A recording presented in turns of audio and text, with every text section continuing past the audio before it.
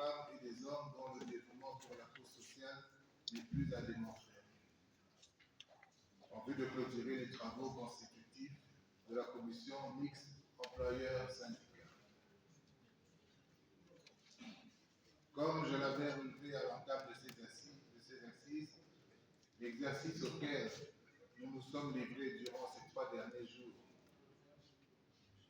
était aussi délicat qu'exigeant. Pour atteindre les objectifs que nous nous sommes assignés, il nous a fallu en amont un esprit d'écoute,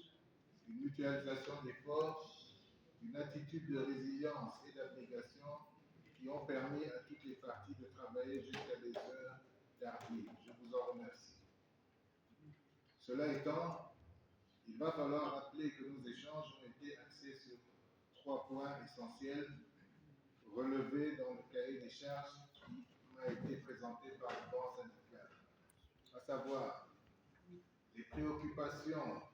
d'ordre général communes à toutes les provinces douanières, les problèmes spécifiques de chaque province et les préoccupations soulevées par les centres médicaux. Après examen des différentes préoccupations, je puis les résumer en un seul point qui est relatif au bien-être du personnel de la DGDA et au bon fonctionnement des services de celle-ci. Lequel point s'inscrit dans la droite ligne de la politique sociale prônée par son Excellence, Monsieur le Président de la République, Félix Antoine Tshisekedi Tshilombo, chef de l'État, à qui je rends un vibrant hommage. Dans un élan d'écoute et au regard de l'objectivité qui a caractérisé ces échanges, je me dois de vous rassurer que ni le temps ni les circonstances ne pourront ébranler ma ferme détermination d'améliorer les conditions de travail des femmes et des hommes qui œuvrent pour la mobilisation des recettes du Trésor public. Après les éléments de réponse présentés relativement aux préoccupations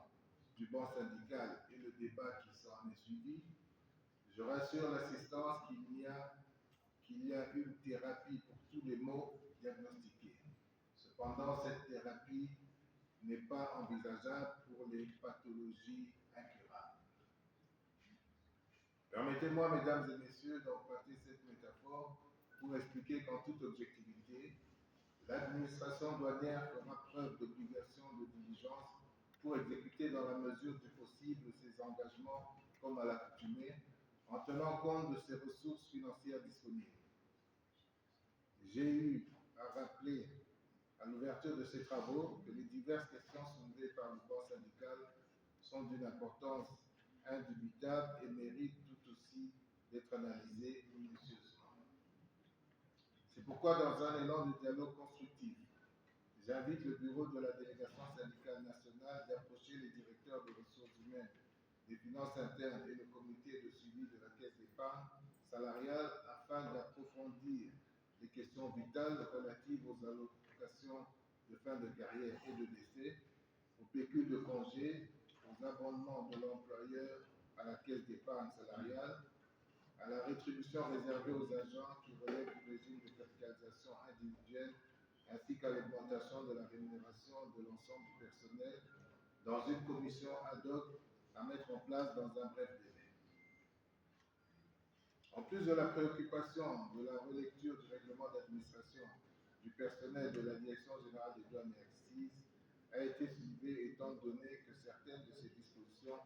méritent d'être harmonisées avec celles du statut des agents de carrière des services publics de l'État. À ce sujet, une commission ad hoc sera mise sur pied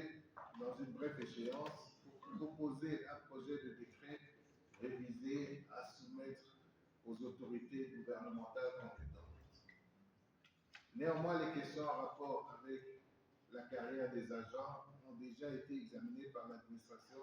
et les décisions idoines seront prises après la levée de la mesure relative à la suspension des mouvements du personnel. C'est le cas à titre illustratif des intérims accordés, des affectations et des promotions en grade. S'agissant des questions en rapport avec l'acquisition des biens, je rappelle que les différents cas sont repris dans le plan de passation des marchés 2024 et les solutions sont envisageables à moyen et long terme. Par ailleurs, il essaie de relever